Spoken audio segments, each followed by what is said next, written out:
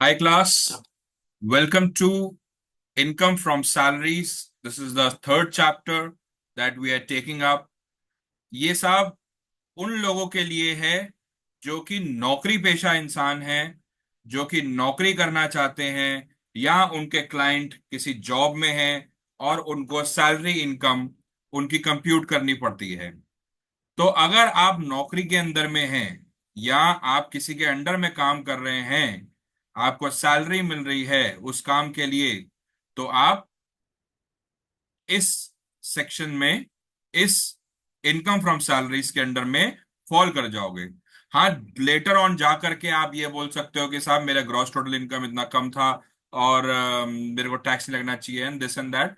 So that's a separate issue. But in order to compute your gross total income, अगर आपको salary मिल रही है या आपको वेजेस मिल रहे हैं या आपको किसी तरीके से भी ऐसी चीज मिल रही है जो एम्प्लॉयमेंट के तहत मिल रही हो, तो आप इस चैप्टर के अंडर में फॉल कर जाएंगे। आइए साहब डिटेल समझते हैं। तो पहले चलते हैं इंट्रोडक्शन के ऊपर में। ठीक है, इंट्रोडक्शन में हमारा साहब जो इंपॉर्टेंट कॉन्सेप्ट्स हैं before we take up salaries, income from salaries, जो इंपॉर्टेंट कॉन्सेप्ट जो यहाँ पे यूज होंगे, जो बेसिक आइडिया है, वो हमें जरा समझ लेना चाहिए। आइए साहब समझते हैं। There should be a employer and employee relationship. तो साहब एम्प्लॉयर और एम्प्लॉय रिलेशनशिप का मतलब हो गया नौकर और मालिक का रिश्ता। यानी कि जो मालिक बोलेगा उसके हिसाब से आपको काम करना है। ऑब्वियसली मालिक आपको आपके एक्सपर्टीज के हिसाब से ही काम देता है। So there should be an employer and employee relationship at the date of payment. यानी जब आपको पैसे मिल रहे हो आपके मालिक से, आपके एम्प्लॉयर से, तो there should be a employer and employee relationship. Sir मैंने रिजाइन कर दिया, तो क्या एम्प्लॉयर एंड एम्प्लॉय रिलेशनशिप होगा? बिल्कुल होगा सर। फुल एंड फाइनल करते टाइम पे अगर आपको जो अमाउंट मिल रहा है वो आपकी सर्विसेज तब की थी जब आप उसके अंडर में काम कर रहे थे। तो payment made by an employer against the services rendered by the employee. Services rendered by the employee, भले ही आप फावड़ा चला रहे हो, भले ही आप लैपटॉप चला रहे हो, आप अपनी सर्विसेज दे रहे हैं। भले ही आप फोरमैन हो, भले ही आप लाइनमैन हो, भले ही आप कोई भी मैन हो, आप अपनी सर्विसेज दे रहे हैं। आप प्लीज ये समझिए, अगर एक चार्टर्ड अकाउंटेंट किसी क्लाइंट को सर्विस देता है, हालांकि उसके कहने के अनुसार ही वो उसकी टैक्स रिटर्न बनाता है, but there is no employer and employee relationship. Contract में लिखते हैं it's a principal it's the contract is on a principal to principal basis. अगर आप कॉन्ट्रैक्ट आप पढ़ोगे तो वहां पे ये लिखा होता है it is on principal to principal basis, so that it does not fall under the salary. जो सीए की जो इनकम है वो income from business and profession आ जाती है। सेकेंड पॉइंट, जब हमारा employer and employee relationship settle हो गया तो इसके कोई मायने नहीं रह जाते हैं। भले ही आप पार्ट टाइम एम्प्लॉयमेंट हो, भले ही आप फुल टाइम एम्प्लॉयमेंट हो, भले ही आपने 10 दुकानों के अंदर में जा करके आप पार्ट टाइम के अंदर में अकाउंट्स बनाते हैं, भले ही आप एक कंपनी के अंदर में अकाउंट्स बनाते हैं, इससे कोई फर्क नहीं पड़ता। अगर आपको 10-10 हजार रुपए हर एक कंपनी से मिल रहे हैं, तो 10 कंपनी के आपके 1 लाख रुपए महीना तो हो गया साहब। 1 लाख के हिसाब से 12 लाख रुपए की सैलरी। ठीक है, चलिए साहब, once the employer and employee relationship is established, it does not matter whether the employment is in full time और पार्ट टाइम। तो जैसे मैंने बोला कि पार्ट टाइम एम्प्लॉयमेंट का भी सैलरी इनकम होती है और फुल टाइम एम्प्लॉयमेंट के भी सैलरी इनकम होती है। Foregone salary versus surrender of salary. Foregone मतलब आपने बोला कि मेरी कंपनी की हालत ठीक नहीं है तो मैं इस महीने सैलरी नहीं लूंगा, ठीक है। वर्सेस आपने सेंट्रल गवर्नमेंट को बोला या आपने गवर्नमेंट अथॉरिटीज को बोला कि मैं अपनी सैलरी आपको सरेंडर कर रहा हूं, आप इसको बेनिफिट में यूटिलाइज करिए। तो अगर आप अपनी सैलरी छोड़ रहे हो, हालांकि कोई छोड़ता नहीं है साहब, मतलब कहने का भाव है आप बहुत दिल के बड़े साफ हो, बड़े पवित्र हो और आप चाहते हो कि आपका जो मालिक है वो तरक्की करे, और मालिक भी चुपचाप बोलता है हाँ भाई ठीक है, ये तो बेवकूफ बनी रहा है, आओ इससे ले लेते हैं सर। बट अगर आप अपनी सैलरी फोरगो कर रहे हो, यानी आप छोड़ रहे हो, तो भी इनकम टैक्स आपको बोलेगा कि भैया जो आप छोड़ रहे हो उसके ऊपर भी आपकी इनकम है। Even if the employee foregoes his salary, the salary income will be still taxable in his hands. But अगर employee surrenders the salary to the central government under section 2 of voluntary surrender of salaries exemption from taxation act, ये साहब एक act है 1961 का, तो उसके अंदर में टैक्स से आपको छूट मिल जाएगी। गवर्नमेंट बोलेगी आपने मेरे को तो पहले की सारी सैलरी जमा करा दी, अब मैं इस सैलरी के ऊपर मैं आपसे टैक्स लेकर के आपको अपने आप को और शर्मिंदा नहीं करना चाहता। Salary paid tax free. कई बार ये होता है साहब, आप बोलोगे मुझे तो 1 लाख रुपया ही चाहिए किसी हालत में भी, जो जो आपको काटना कूटना है वो आप बेयर करो, मैं कुछ नहीं बेयर करूंगा। तो जो आपका टैक्स होता है, जो सैलरी पे टैक्स कटता है, if that is borne by the employer, that is added to your salary. कैसे साहब? मेरी सैलरी 1,60,000, 1,60,000 रुपए महीना, उसके ऊपर में फॉर एग्जाम्पल 16,000 रुपए टीडीएस मेरा काटता है एम्प्लॉयर, तो आइडली मुझे 1,44,000 रुपीज मिलना चाहिए, 1,44,000 रुपीज मिलना चाहिए। मैंने बोला साहब मुझे नहीं पता, मुझे तो 1,60,000 ही चाहिए। तो गवर्नमेंट क्या बोलेगी, अच्छा जी, आपके जो टैक्स के हिसाब से आप 10% के बकेट में थे, हाइपोथेटिकली आप 10% के बकेट में थे, तो 1,60,000, 1,60,000 डिवाइडेड बाय, हम ये मान लेते हैं कि आपका 90% है, दिस इज योर। तो अब सैलरी, अब 100% कितना हो जाएगा? 9 1 9 10 11 12 13 14 15 16 6 7 70, 9 एकम, मतलब 1,10,000 के आसपास वो आपकी, सॉरी कितने हो गए? 90%, 9 1 9, 9 7, है ना? तो 9 7, 1,70,000 के आसपास मान लिया, जैसा मेरे मैथ्स खराब है थोड़ी सी, 1,70,000 के आसपास वो बोलेगा सैलरी हो गई। अब ये मैं कंप्यूटेशन के टाइम पे मानूंगा आपकी सैलरी, उसमें से 16,000 जो जो भी बेयर किए उसने किए, मैं तो आपकी सैलरी मानूंगा 1,70,000, 16,000 उसने टीडीएस दे दिया। अब जो बाकी है उसके ऊपर में आप टैक्स दीजिए। तो if the employer bears the tax burden on tax burden on the salary paid to the employee, the tax so borne by the employer will be added to the income of the employee। ये 16,000 add हो गए साहब, ठीक है? यहां पे भी उतना ही आएगा, 1,76,000 ही आएगा, ठीक है? ओके साहब, ये बेसिक बेसिक कॉन्सेप्ट्स हैं मोटा मोटी। अब हम पढ़ेंगे क्या सैलरी के अंदर में, आइए साहब ये समझ लेते हैं। Income under the head salaries सब 15, सेक्शन नंबर 15 से लेकर के सेक्शन नंबर 17 तक है। सर दो ही तो सेक्शन है? नहीं भाई, 3 सेक्शन नहीं भाई, इसके सब सेक्शंस, इसके एक्सप्लेनेशंस, बहुत कुछ है इसके अंदर। तो चिल आउट, रिलैक्स। पहला सेक्शन चार्जेबिलिटी सेक्शन, कोई भी आपको यहां पे इनकम आती है साहब, तो उसका एक चार्जेबिलिटी सेक्शन होगा। याद करिए, मैंने आपको पहली क्लासेस में बताया था, income from salaries is 15 to 17, उसका चार्जेबिलिटी सेक्शन 17। बिजनेस प्रोफेशन का भी चार्जेबिलिटी सेक्शन है, कैपिटल गेन्स का भी चार्जेबिलिटी सेक्शन है, आईफोर्स का भी चार्जेबिलिटी सेक्शन है, हाउस प्रॉपर्टी का भी चार्जेबिलिटी सेक्शन है। तो साहब सब जो चैप्टर्स हैं, इन सबके चार्जेबिलिटी सेक्शन होते हैं, ठीक है साहब? फिर सेक्शन 16 क्या करता है? डिडक्शंस बोलता है। डिडक्शंस कौन कौन से हैं? स्टैंडर्ड डिडक्शन 50,000, 70,000, जो हमारे ओल्ड रिजीम और न्यू रिजीम के अंदर में है साहब, उसके हिसाब से हमारे स्टैंडर्ड डिडक्शंस आ गए 16(1)(a) के अंदर में। एंटरटेनमेंट अलाउंसेस, एंटरटेनमेंट अलाउंसेस अभी हम पढ़ेंगे इसके बारे में, जब अलाउंसेस में पढ़ेंगे।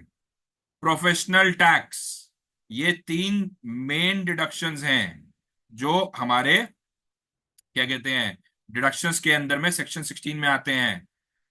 Section 17, what do you mean by salary? Section 17(1), sir इसको सेक्शन 16 में क्यों नहीं किया भाई? टैक्स वाले ना पहले अच्छी अच्छी चीजें दे देते हैं, फिर वो बोलते हैं आओ मुश्किल वाली चीजें करें। Section 17(2), perquisites. परक्विजिट्स का मतलब होता है जो ओवर एंड अबव आपकी सैलरी आती है, हालांकि वो आपकी सीटीसी में होता है, बट ये हमारे परक्विजिट्स के अंदर में आता है जिसे हम पर्क्स कहते हैं। तो हम जो हम लोग बड़े शॉर्ट फॉर्म में बड़े स्टाइलिश तरीके से जो हम लोग बोलते हैं तुम्हारे यार पर्क्स बहुत ज्यादा है, perks is perquisites. Profit in lieu of salary, Sodexo के कूपन्स मिले, इन सब चीजों के अंदर में मिलते हैं साहब 17(3) के अंदर में। आइए साहब आगे चलते हैं। Place of accrual of salary, sir सबसे बड़ी चीज आपको मैं समझा रहा हूं कि सैलरी कहां पे अक्रू होनी चाहिए। आप ये समझिए कि मैंने आपको पहले बताया था स्कोप ऑफ इनकम में इंडिया के अंदर में कुछ भी आप कमा लो, या आप रेजिडेंट इंडियन हो कहीं से भी कुछ भी कमा लो, टैक्स तो आपको देना ही पड़ेगा। सैलरी के अंदर में salary earned in India is deemed to accrue and arise in India even if it is paid outside India, or it is paid or payable after the contract of employment in India comes to an end। ठीक है, section 9 subsection 2 याद करिए साहब, scope of income के अंदर में समझाया था मैंने।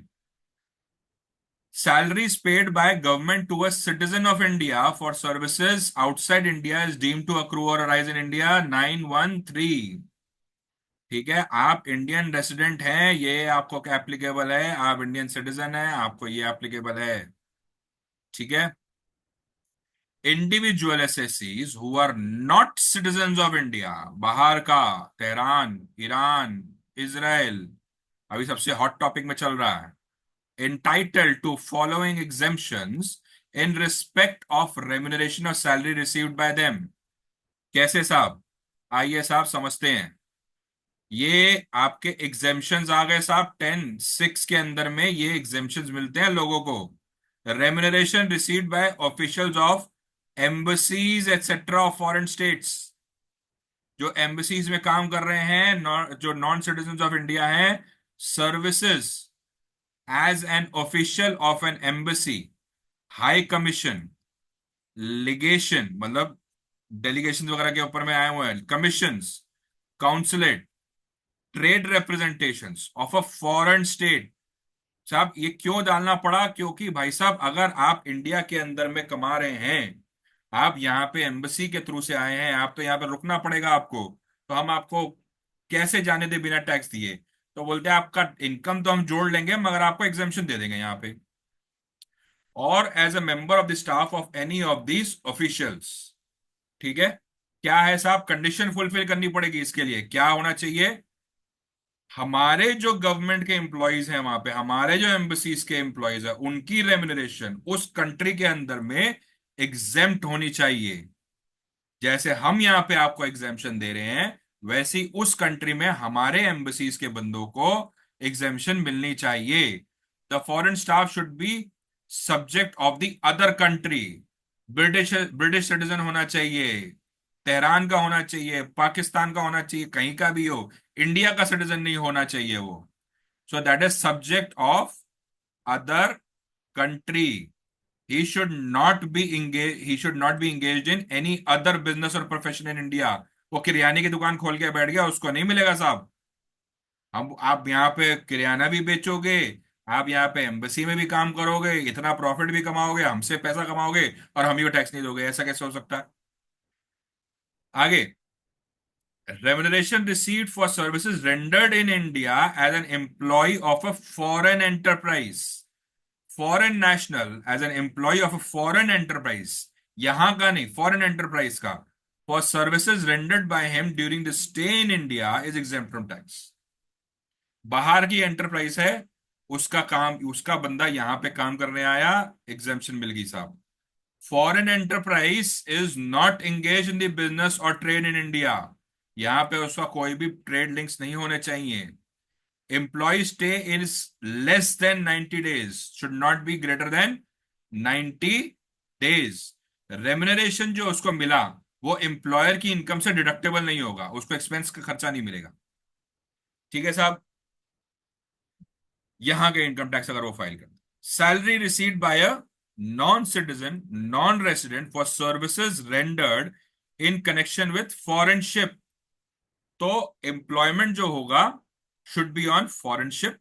He should be a non-resident and a non-citizen and a non-citizen. His total stay on the ship in India should not be exceeding 90 days. Simple, बड़ा सिंपल। इसको साहब ये शॉर्ट आंसर्स में आने के चांसेस होते हैं। आप इसको खाली एक दिमाग में रखिए कि ये इस तरीके से आप टेबल बना सकते हैं।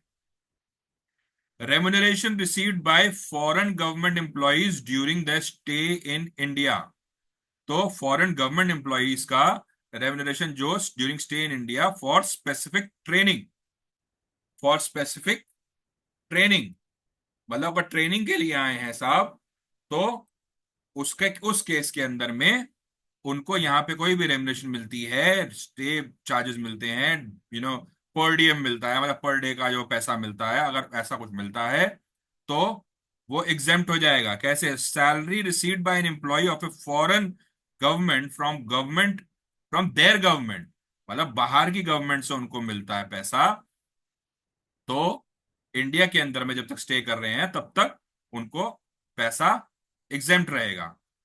Training should be in any establishment और ऑफिस और in any undertaking owned by government, the central government, company wholly owned by the central government or state government or any subsidiary of such company, a statutory corporation or a registered society। क्या होता है साहब, आपने देखा होगा कि हमारे मंत्री बाहर जाते हैं, बाहर जा करके वो मॉडल देखते हैं। हम सिंगापुर गए साहब, जाते तो घूमने के लिए हैं, हम सिंगापुर मॉडल यहाँ पे अप्लाई करेंगे, हम दिल्ली को लंदन बना देंगे, नहीं वेनिस बना देंगे, लेक्स का शहर बना देंगे, और फिर बाढ़ आती है और हम लोग सब डूब जाते हैं।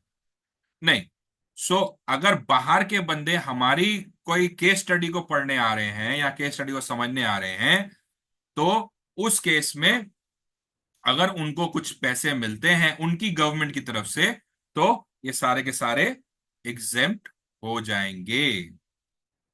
आइए साहब बेसिस ऑफ चार्ट समझते हैं। सेक्शन 15 क्या कहता है?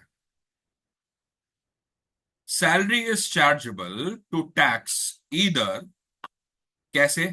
ऑन ड्यू बेसिस और on receipt basis, whichever is earlier.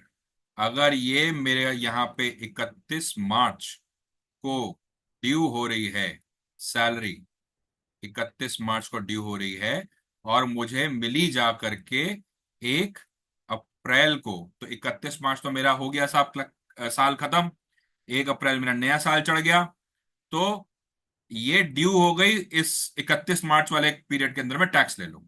मैंने सैलरी उठा ली 31 मार्च को विथ रिस्पेक्ट टू मेरी एडवांस, मिल गया मुझे, not advance against salary, advance salary मिल गई, तो इस इधर में हो जाएगी और 1 अप्रैल को नहीं होगी। तो साहब अगर आपकी यहां पे हो गई टैक्स, टैक्स आपने यहां दे दिया, तो आपको यहां पे देने की जरूरत नहीं होगी।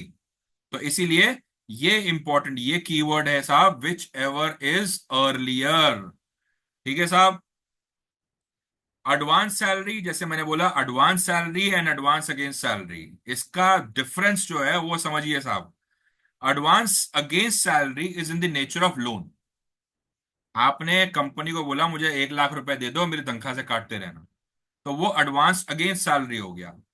This amount is adjusted against salary. अब जो वो सैलरी आप कटवा रहे हो, आपने सपोजली 1 लाख का लोन लिया, आपकी सैलरी 50,000 है, 5,000 महीना कटवा रहे हो, तो ये नहीं वो बोलेगा गवर्नमेंट की मैं 45,000 में टैक्स दूंगा, आपको 50,000 पे ही टैक्स देना है। आपका जो 1 लाख रुपया है उसको अगर हम छोड़ रहे हैं, तो जो आप कटवा रहे हैं उससे हमारे को मतलब नहीं है, हमें तो 50,000 रुपए के ऊपर में आप टैक्स दे दो। Loan amount is not taxable. Taxability on notional interest, यानी कि अगर आप किसी सरकारी बैंक से आपने अगर 1 लाख रुपए लिया होता, तो जो इंटरेस्ट होता है ऑन सच लोन, ये हम बाद में सीखेंगे साहब कि ये कैसे सैलरी में जुड़ता है और क्या क्या चीजें कैसे होती हैं साहब। ठीक है। आइए, अक्रूड सैलरी का मतलब क्या? This is assessed at the time when it becomes due, क्योंकि यहाँ पे ये वर्ड की वर्ड है whichever is earlier. However there is a relevant rebate under section 89, जो कि हम बाद में पढ़ेंगे। सर सब कुछ बाद में करेंगे क्या? भाई धीरे धीरे, सहज पकेसो मीठो हुए। ठीक है साहब, यहीं तक आज की डेट के लिए।